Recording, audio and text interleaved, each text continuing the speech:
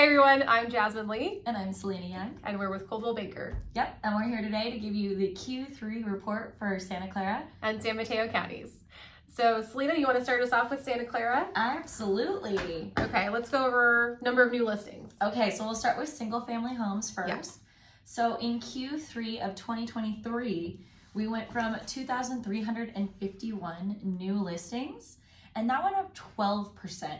So in this last quarter, we saw 2,632. Okay. What about San Mateo County? Are we trending the same? We are not, and so that's why I was making a face, is because we had a decrease in the number of new listings that came on the market. Okay. And so in Q3 of last year, we had 1,265 single family homes come onto the market. And then this year we only had 1,196 in Q3. Okay. It's about a 5.5% decrease. So you took the inventory. Yeah. Okay. What about the number of single family homes that actually closed escrow? Yes. So not only do we have more new listings, we had more sales. Okay. So the number of properties sold last year in Q3 was 1,946. That is up 11% this year. Oh, wow. To just over 2,100. Okay. Yeah. All right. So the higher interest rates are not scaring people away from buying real estate. No, they're not. Okay. So we had an increase as well. Okay. But only by 2.4%. All right, San Mateo County coming in strong, plugging along. Last year there were 924 single family sales, and then this quarter for 2024 there were 946. Okay. Not a huge increase. No, and still a low number overall. Yeah, less than 1,000 units sold in the whole quarter, right? Okay, what about days on market? Okay. Everyone really loves knowing about days on market. We're going to talk about median days on market. Yes, median is important. Yes, different than average. Those numbers look very different. Yes. So median days on market, Q3 of last year, single family homes were selling in 9 days. Now we're up 9 days. Wow. I know. So fast. Now we're up 25%, so 10. we're making our way up there. But wow, especially for Q3, that's really fast. Okay. It is. It's surprisingly fast. What about in San Mateo County? Well, they are selling quickly. Okay. Not as quickly, but still quickly. We had a median, not average, a median days on market for Q3 last year for single family homes with 12 days. Okay. And it increased by 8.3% to 13 days. They're still selling pretty quick. Yeah, the single family home market has maintained its attractiveness to all of the buyers, right? Okay. Lastly, let's talk about price. I know, we always love to know about price. Yes, everybody always wants to know. So you go first. Price is trending up. So for single family homes last year, Q3, they were selling for a median sales price of $1.8 million. Now they're up to $1.86. So that is up 3%. Okay, so up 3% in Santa Clara County.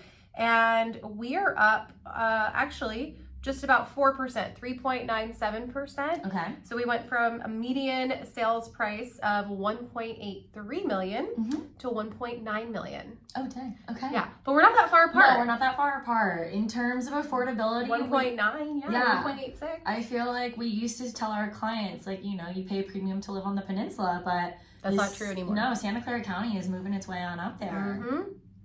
Okay, well, let's take a moment now to talk about the condo townhouse segment of the market. Okay, because it is different than single family homes. Oh, yes, especially the last couple of years, we've seen a bigger shift for sure. So I'll start us off this time. We'll go over new listings. Let's see, we were up 15% in San Mateo County. Okay.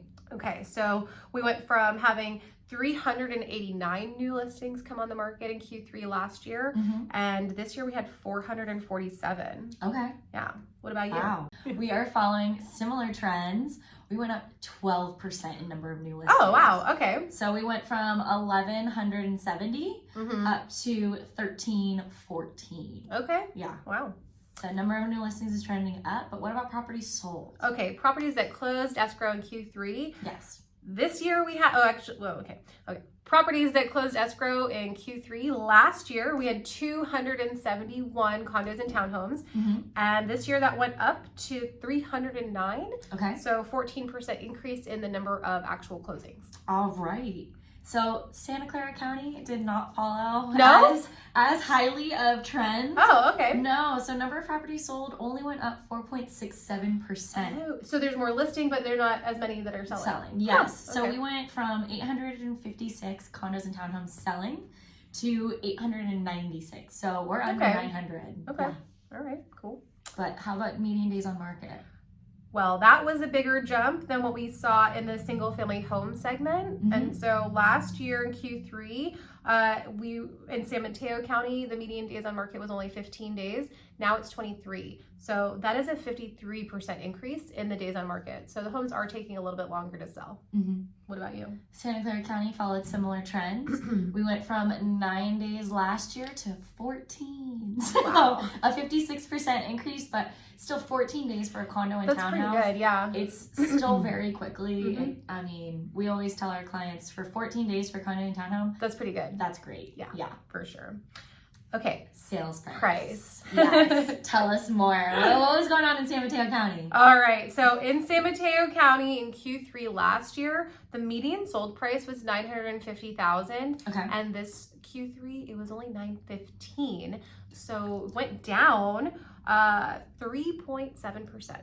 Mm-hmm. So, I mean, if you were watching some of our last videos, we were talking about how San Mateo County, the condo townhome market, is becoming more affordable. Mm-hmm.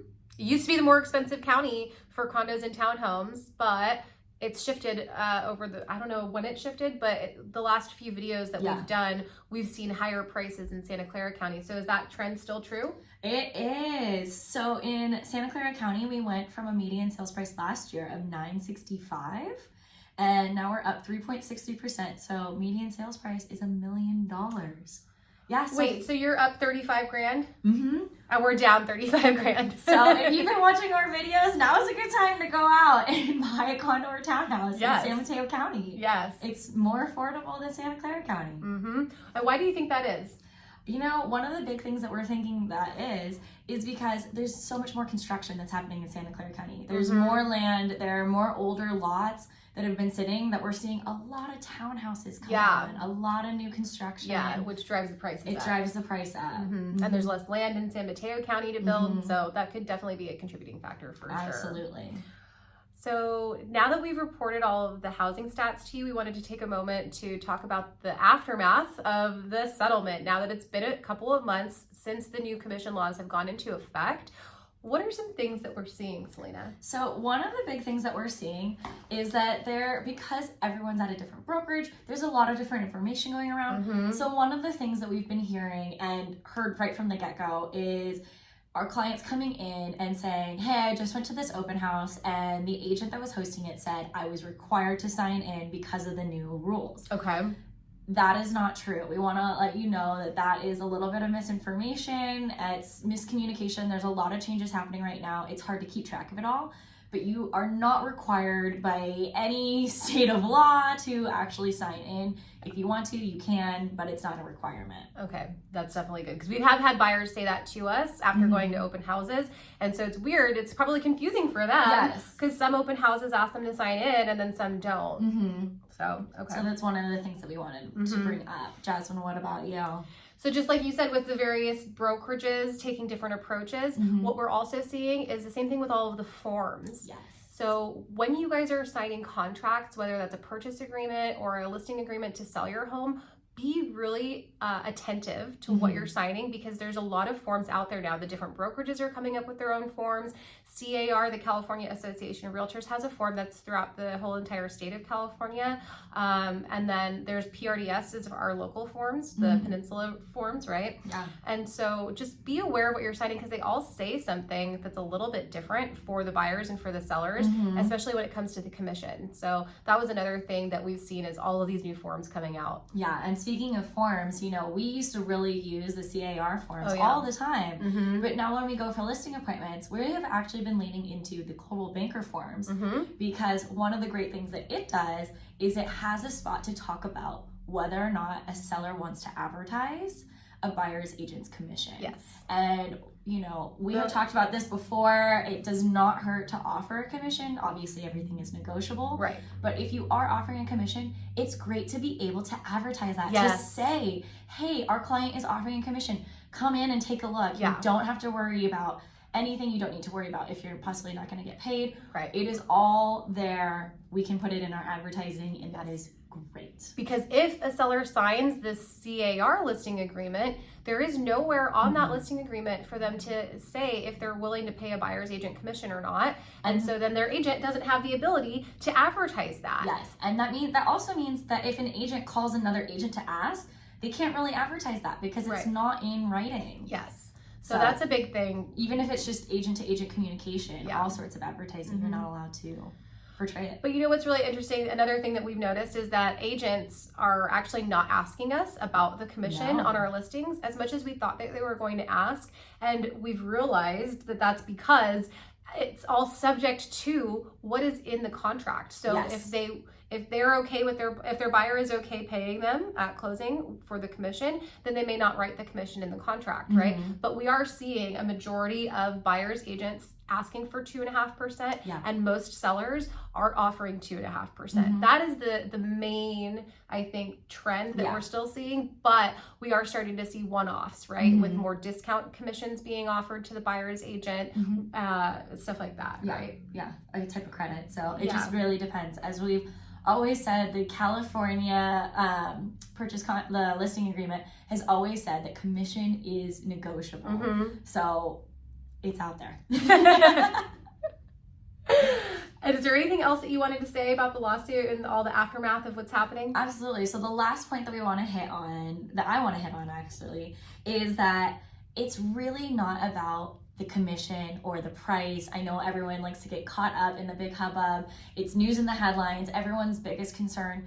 But what's your biggest concern really as a seller is what you're going to walk away with. What are you actually netting? Yes. So when all of these offers come in, if they're asking for different commissions, we are always going to our sellers and saying, we're going to net everything out so that way we are comparing apples to apples.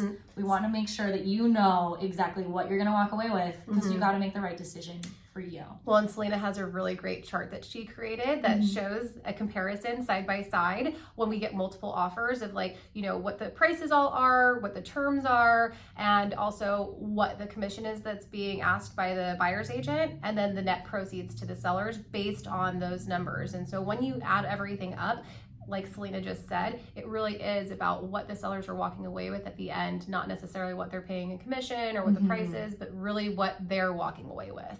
So that's all we have for you guys as far as the Q3 market stats go. And thanks also for listening to our Jazzlina talk, our TED talk about what's been happening in the market since the settlement went into effect.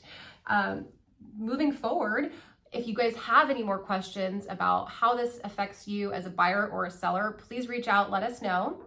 And is there anything else you wanted to say? Yeah, we'd love to be a real estate resource. And also, if you're thinking about buying in Q4, now is a great time.